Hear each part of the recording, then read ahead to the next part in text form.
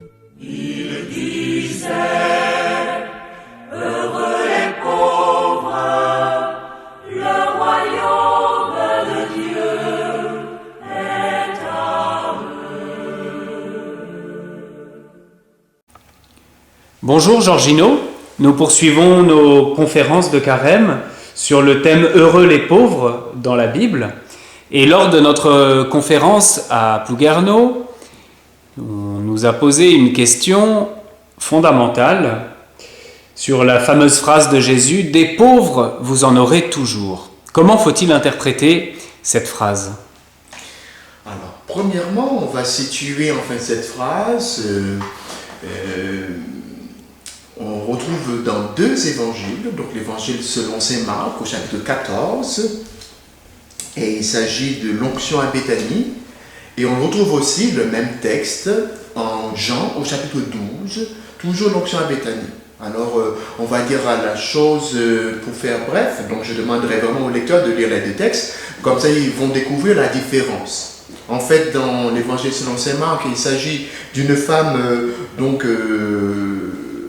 qui vient, alors que Jésus était dans une maison, c'est pas vraiment, c'est dans la maison de Simon, plutôt, cette fois-ci, on ne connaît rien de la femme qui vient, mais qui verse un parfum précieux sur la tête de Jésus, et des gens qui sont là trouvent que c'est du gaspillage d'avoir versé tout ce parfum, donc sur Jésus, alors que, on pourrait, disent-ils, on pourrait vendre ce parfum pour donner l'argent aux pauvres. Et là, Jésus de répondre, les pauvres, vous en aurez toujours. Donc, on va revenir dessus. Dans Saint Luc, au chapitre 12, c'est toujours, pas Saint Luc, Saint Jean, au chapitre 12, il s'agit de l'onction à Béthanie encore, mais là, cette fois-ci, Jésus se trouve dans la famille, dans la maison de la famille de Lazare, avec Marie et Marthe, et c'est là que l'onction va avoir lieu. Donc, on est dans deux configurations de lieux, mais peu importe un petit peu ces différences, la réponse de Jésus va être là. Alors, disons encore un mot sur l'évangile selon saint Jean. Et c'est Judas Iscariote qui est qui prononce la parole, qui dit c'est du gaspillage, tandis que dans saint Marc, on ne sait pas, c'est un ensemble de personnes. Donc sans doute que le profil de Judas est travaillé dans l'évangile selon saint Jean pour bien montrer ce disciple qui a trahi et puis qui portait en lui-même des traces de ce comportement qui n'est pas digne d'un disciple. Bon. Quand on a fini de dire ça, il faut revenir maintenant à la réponse de Jésus. Non, les pauvres, vous en aurez toujours. Donc, vous aurez toujours l'occasion de pratiquer l'aumône ou des gestes de miséricorde vis-à-vis des pauvres. Mais moi, vous ne m'aurez pas toujours. Et il donne le sens de ce que fait cette femme qui lui verse un parfum précieux, soit sur le pied, soit sur la tête, selon les deux versions. Bien, en tout cas, il parle de sa sépulture, c'est un acte anticipé, donc c'est son embaumement. Donc il est embaumé. Le lecteur de la Bible n'est pas surpris, car il aura entendu en Deutéronome chapitre 15 que Dieu lui-même dit des pauvres ne disparaîtront pas de ce pays. Et que par rapport à ça, il dit, s'il y a des pauvres, il faut avoir un comportement de miséricorde vis-à-vis du pauvre. Alors c'est là qu'il est important de bien comprendre ce que dit Jésus. Ce que dit Jésus, ce n'est pas un mépris pour les pauvres, mais c'est pour faire en sorte que les personnes qui sont là, présentes à ce moment-là, réalisent que Jésus, c'est le premier des pauvres. C'est important. Parce qu'en fait, on connaît Jésus Seigneur, on connaît Jésus, le Fils de Dieu, on connaît Jésus, etc. Mais on oublie ce Jésus qui dit, voici que moi je suis humble, je suis doux. Voici que je suis un petit. On oublie sa vie, qu'il a été un homme parmi les autres. On oublie. Et que ce qu'on oublie souvent aussi, c'est la valeur du pauvre. Parce qu'en fait, ce qui est dit dans ces paroles, c'est que ce parfum est trop cher pour un pauvre. Comme quoi le pauvre ne mérite pas un parfum de ce prix-là. Alors moi je poserai la question au lecteur, quelle est la valeur du pauvre pour vous?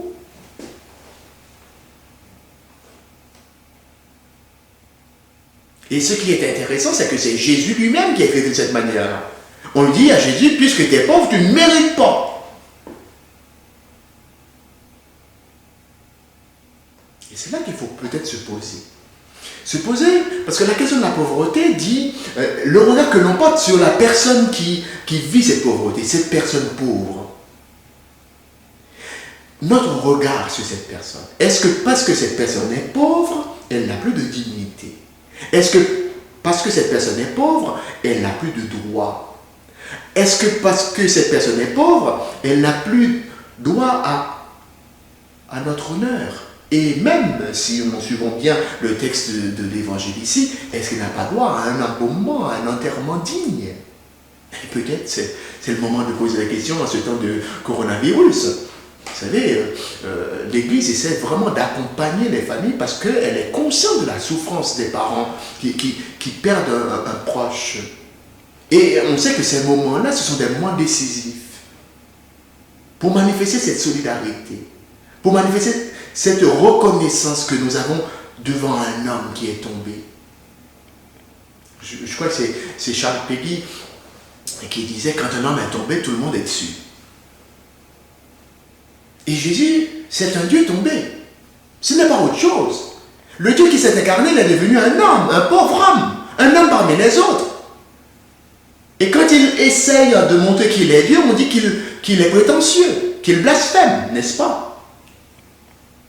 Et même devant sa mort, on dit qu'il ne mérite pas d'être enseveli dignement. Alors la question du pauvre aujourd'hui, elle est posée dans cet évangile. Les pauvres, vous en aurez toujours. Et puisque vous en aurez toujours, comment devons-nous nous comporter devant le pauvre? Reconnaître sa dignité et le traiter comme tel? Ou bien continuer à le mépriser? Donc faire ce que les prophètes dénoncent. De vendre les pauvres pour une paire de sandales. Ou de multiplier leur pauvreté. C'est-à-dire leur enlever même cette dignité d'être un homme, d'être un frère.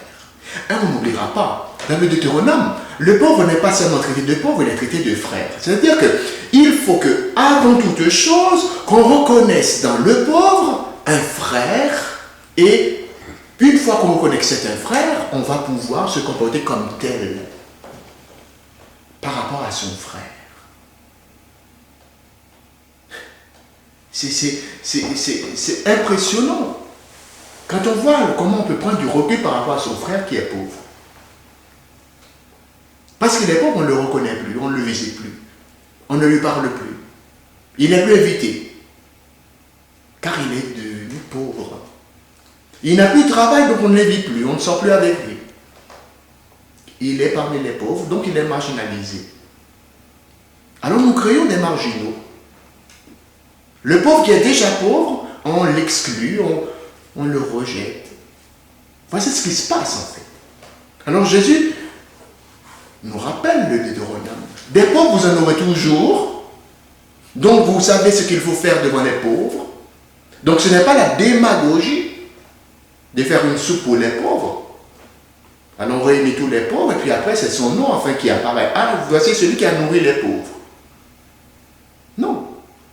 Il s'agit de traiter le pauvre comme un frère, de faire attention. Mais, en ce moment précis de la vie de Jésus, au moment où il est en train, où il allait se donner sur la croix, dans sa passion, pour mourir pour le salut des hommes, il a fallu qu'une femme reconnaisse sa dignité, à mériter un ensevelissement digne. Il a fallu qu'une femme, et c'est peut-être la particularité des femmes dans les évangiles, de se présenter au bon moment. Au moment où Jésus va mourir, c'est cette femme qui arrive pour dire que ce n'est pas n'importe qui va mourir là, c'est un frère. Il faut l'embaumer dignement. Et Jésus dit, mais à chaque fois qu'on parlera de sa passion et de sa mort et de sa résurrection, on parlera aussi de cette femme, pour cette œuvre bonne qu'elle vient d'accomplir. Et n'oubliez pas, dans Matthieu, dans la béatitude, Jésus dit, eh bien, il faut que les hommes voient les bonnes œuvres, vos bonnes œuvres, et qu'à cause des bonnes œuvres, ils rendent gloire à Dieu. Autrement dit, le fait que cette femme ait versé du parfum sur Jésus à ce moment-là, eh bien, c'est la gloire de Dieu qu'elle fait éclater. Donc, les pauvres, vous en aurez toujours, mais n'oubliez pas, il y a plus qu'un pauvre ici, il y a Jésus, le Seigneur, l'homme, le frère universel. Il dit